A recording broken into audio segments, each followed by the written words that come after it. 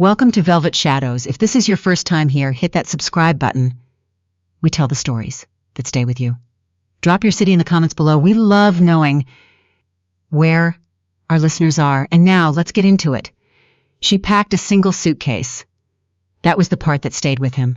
Not the papers, not the phone call from his lawyer, or the silence at dinner that had stretched for weeks before the silence became permanent. It was the suitcase. One.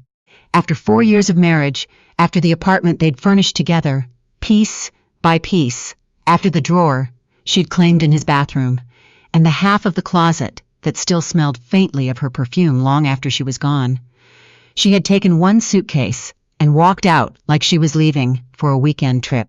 Archer Calloway stood in the doorway of that empty closet for a long time that night. He didn't call after her. He told himself it was dignity. Later, he would understand it was shock.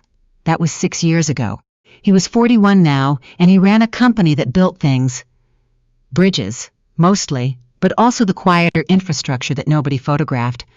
Water treatment systems in rural counties, flood barriers along coastlines that didn't make the news until the storm season came, and nothing failed.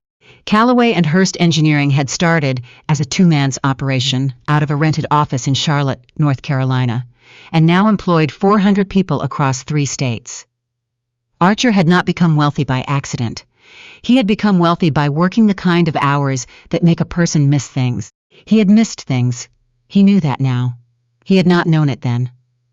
The woman who had left, her name was Lydia Weston, and she had kept her name when they married, which his mother had mentioned exactly once and then never again, loudly, had been a structural engineer herself when they met.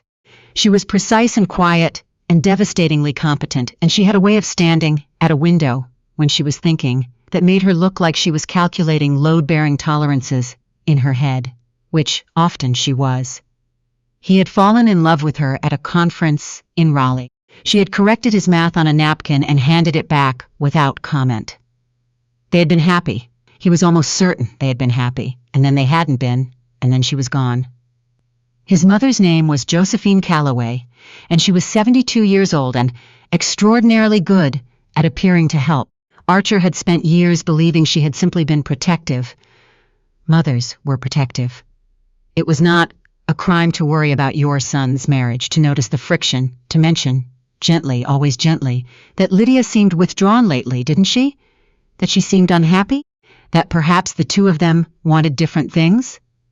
He had believed it, because he had not wanted to look too closely at the alternative. The alternative was that his mother had spent 2 years carefully, methodically dismantling his marriage, and he had handed her the tools to do it. He found out the truth 8 months ago. Not from Lydia. He hadn't spoken to Lydia in 6 years. He found out from Josephine herself, in the way that people sometimes confess things they believe no longer matter, casually, at the tail end of a Sunday lunch, as though the statute of limitations on cruelty ran parallel to the passage of time. She was never right for you, his mother had said, refilling her water glass. She was going to leave eventually. I simply helped you both get there faster. Archer had set down his fork very carefully. What does that mean? It was not a question. His voice had gone completely flat, the way it did in meetings when someone presented him with numbers they had fabricated and hoped he wouldn't notice. Josephine had looked at him with something that was almost surprise. It means I may have spoken to her a few times. I told her what I thought, that she wasn't suited for this life, that you would outgrow each other, that staying would make you both miserable. I wasn't wrong. You told her to leave. I told her the truth. He had driven home in silence. He had sat in his office until 2 in the morning, not working. Just sitting. And then he had started to think about everything he hadn't known, and everything he hadn't asked, and everything that might have been different. He was in Richmond for a site visit when he saw her. It was a Tuesday in October, gray and cold the way Richmond gets in fall, the kind of cold that comes in from the river and sits on the city like a held breath. He had wrapped up early. The contractor had the drainage specs under control. And his assistant had booked him into a restaurant near the hotel for a late lunch before his afternoon calls. The restaurant was the kind of place that Richmond does well. Exposed brick, high ceilings, the smell of wood smoke from a real fireplace. He was following the hostess toward the back when he heard a sound that stopped him in a way he hadn't been stopped since he was a child. It was a child's laugh. Two children's laughs, actually, overlapping, and then a firm voice saying, "We use our inside voices. In restaurants, you two, we've discussed this," and that voice. He knew that voice. He turned. Lydia was sitting at a table by the window, and she was not alone. There were two boys with her.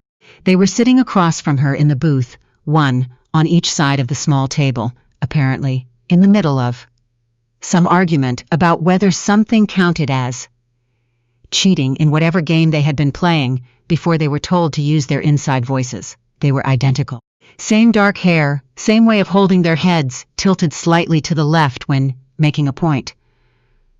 A gesture that hit Archer in the chest like a physical thing, because he had seen that gesture in photographs of himself as a child, and he had not thought about it in years. They were 5, maybe 6. He was not good at children's ages, but he had done the math before the thought had finished forming. Lydia had not seen him. She was looking at her menu with the focused attention she gave to everything, and one of the boys was tugging on her sleeve, and she was saying, "In a minute, okay?" "Give me 1 minute." Archer stood there for a long moment. The hostess had stopped and was looking at him with polite uncertainty. "Are you all right, sir?" "Yes," he said. "I'm fine. Can I sit at the bar?" He sat at the bar for 11 minutes before he walked over to the table.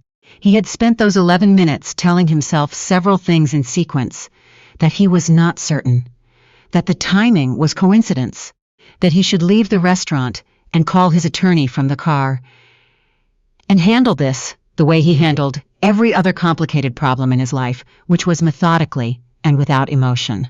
He had spent those 11 minutes watching the two boys argue about their game, and watching Lydia laugh at something one of them said.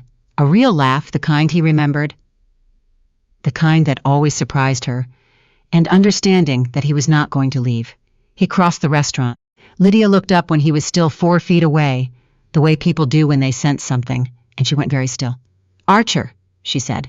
Her voice was exactly the same. He had not expected that to affect him the way it did.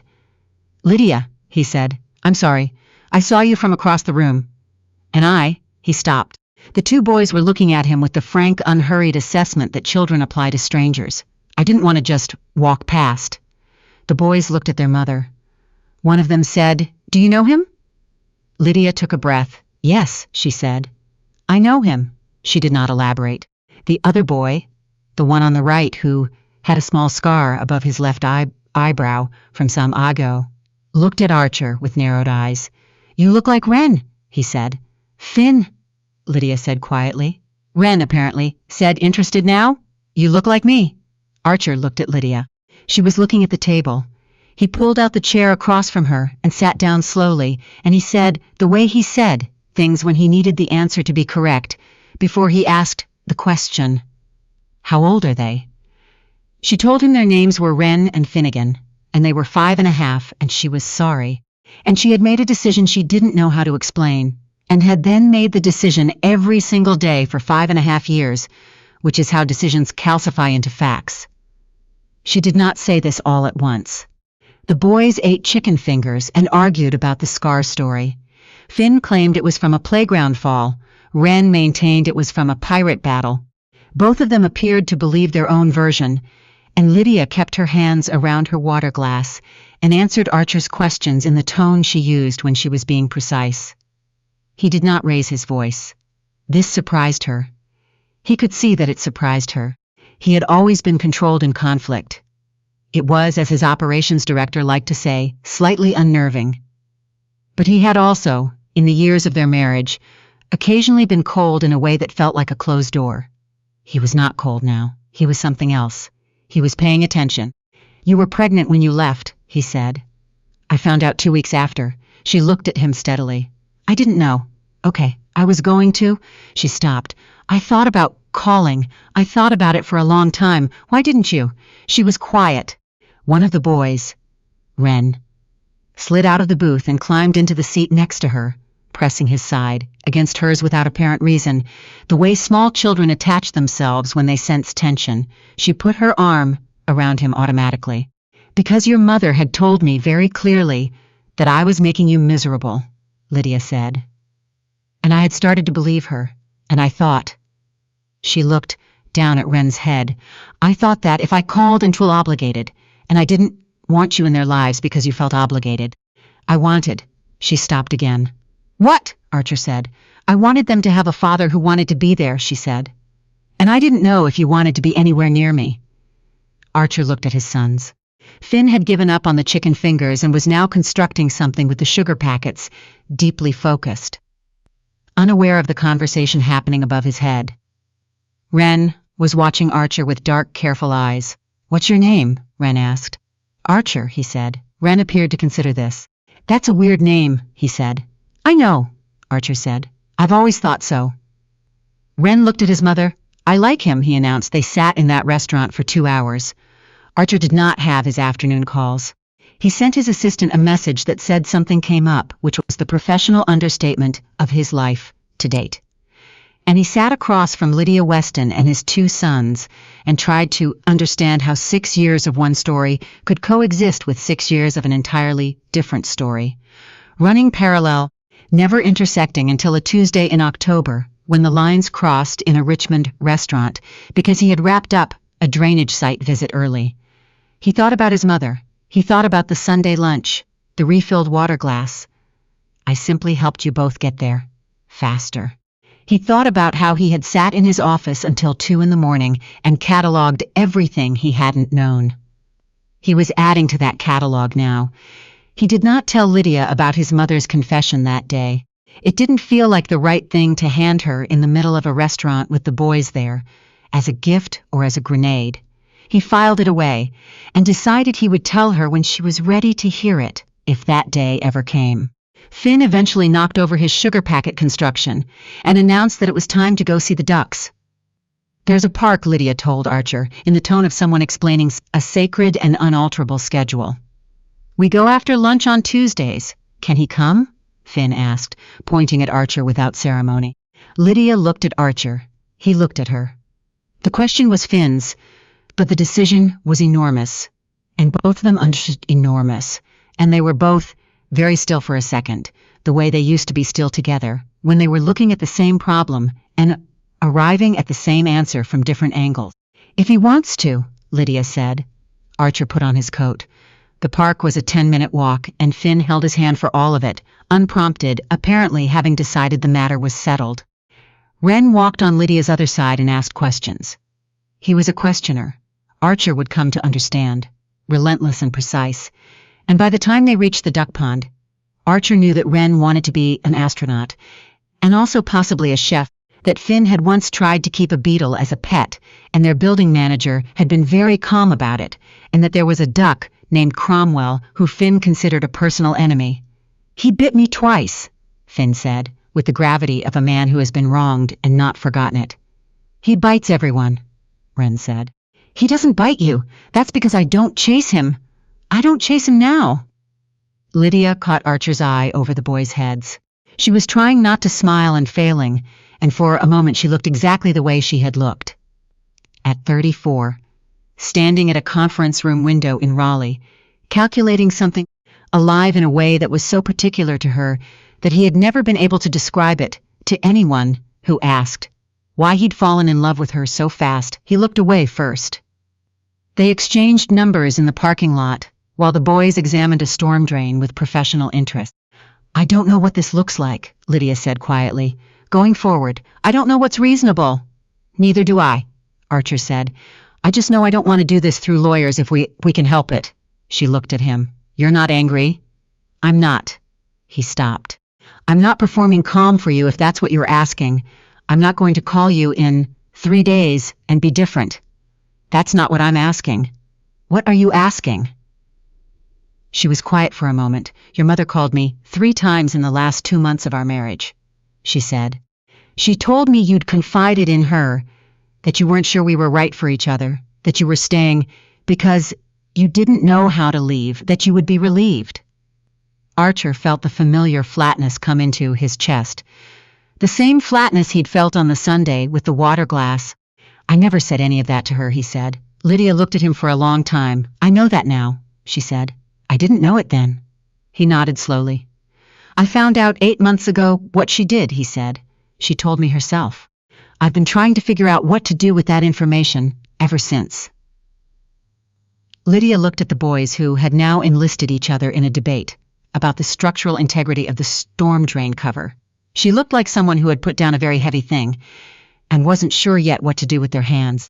Okay, she said. Okay, he said. It wasn't resolution. But it was a door that had been locked for 6 years, and they were both standing on the same side of it now, which was more than he had had yesterday. He drove back to Charlotte that night.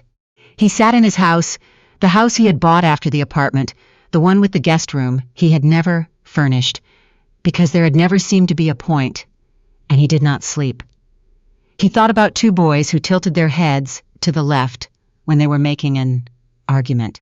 He thought about a man named Cromwell who had bitten Finn twice and was still a free bird, apparently, which showed a real lack of justice in the world.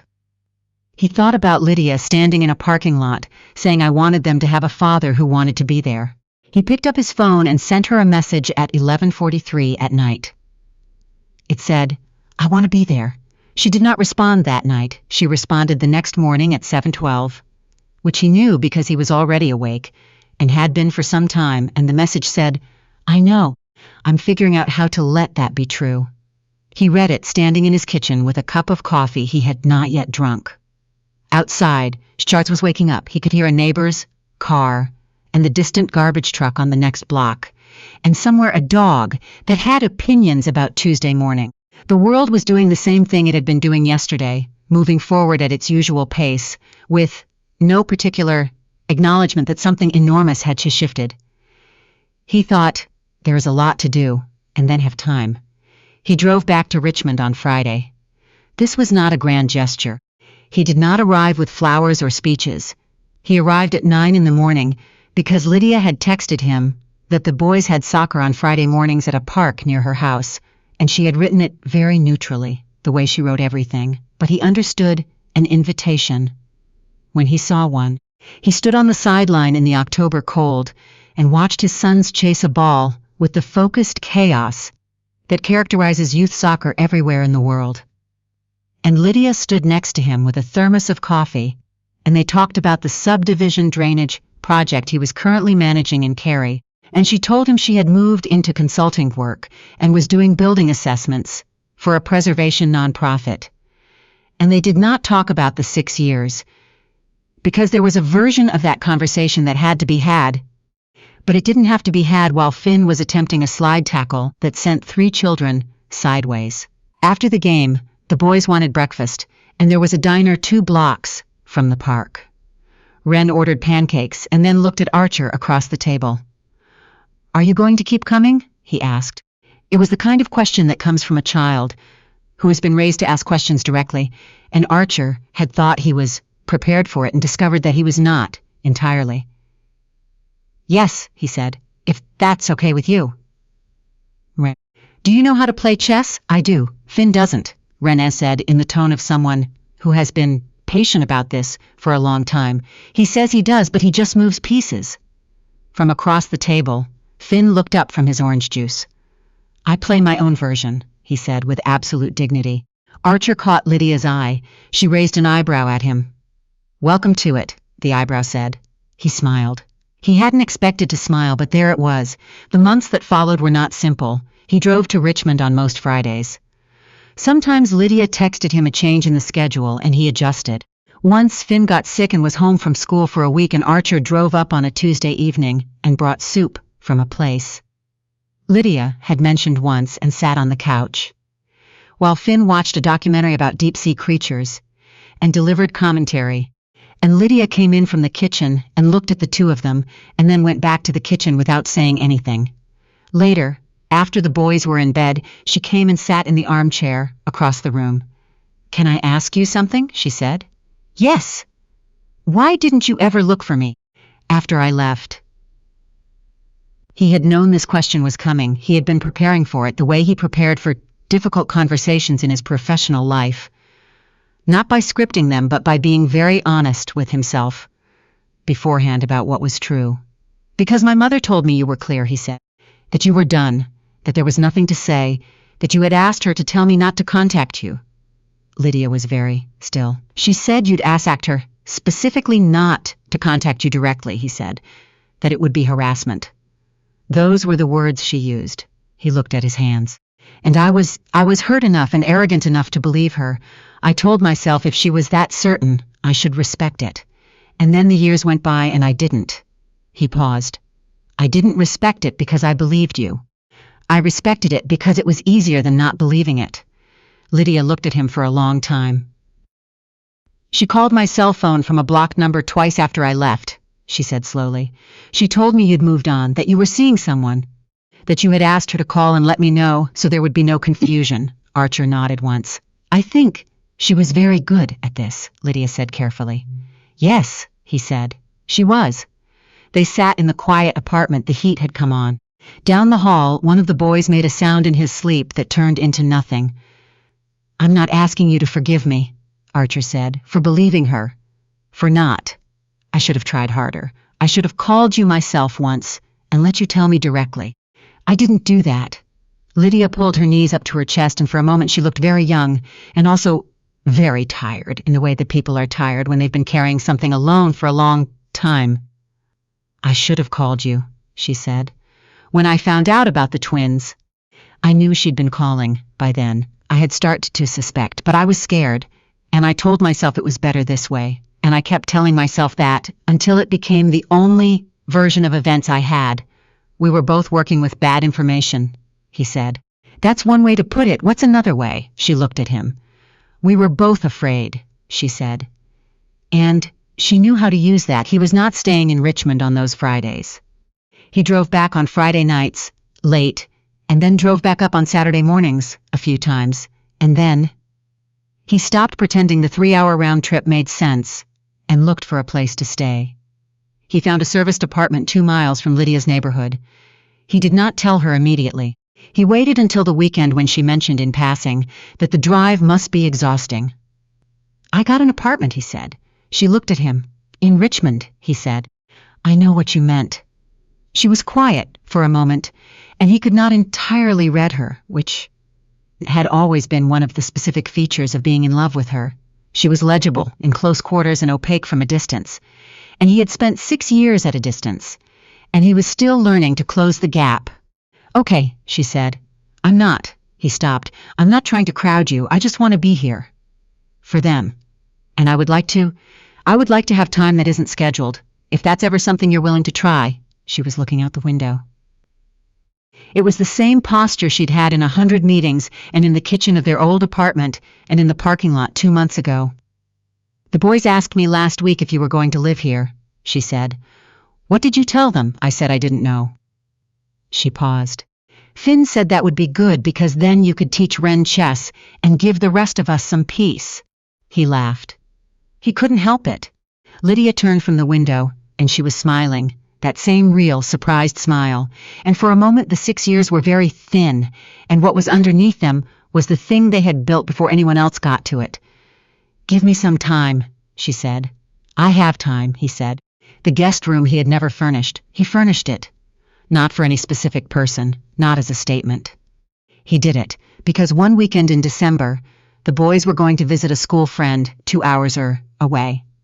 And Lydia had meetings on Saturday, and somehow neither of those facts added up to the usual schedule. And so for the first time since October, she drove down to Charlotte to see where he lived.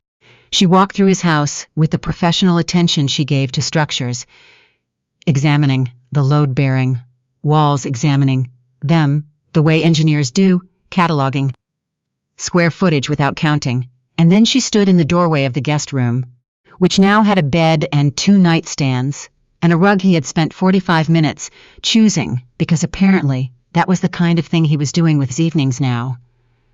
"You furnished it," she said. "I had a guest room with nothing in it," he said. "It seemed like an oversight." She looked at him. "The rug is good," she said. "Thank you. I spent 45 minutes on it." She laughed, and he laughed, and they stood in the doorway of the guest room in his house in Charlotte and looked at the rug, and it was the most ordinary thing in the world, and it was not ordinary at all.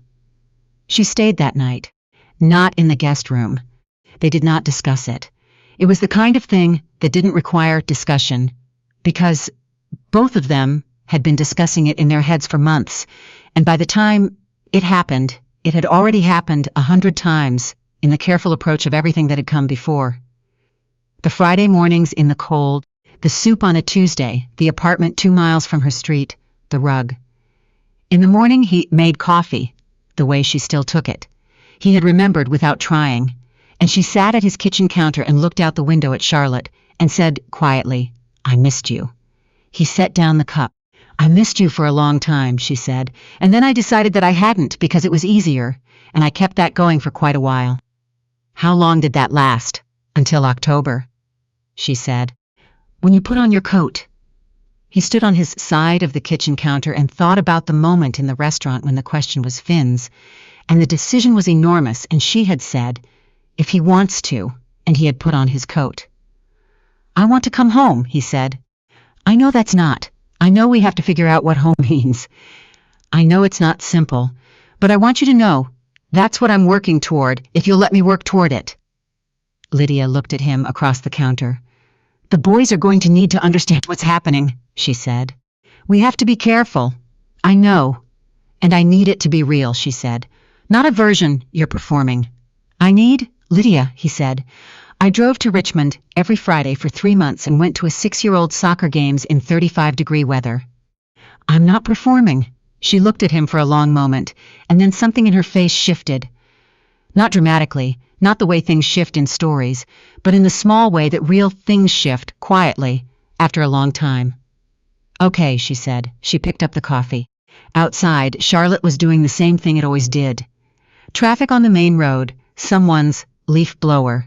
3 houses down, the dog with opinions about Tuesday mornings, who apparently had opinions about Saturdays as well, and the world was moving at its regular pace, the way it had been moving all along, through the 6 years in the suitcase and the October restaurant and the Tuesdays in the rug, forward and forward, with or without permission. He had his sons. He had the woman he had loved since she handed him corrected math on a napkin without comment, he thought. There is a lot left to do. And then I know where I am, and that was enough. For now, that was everything.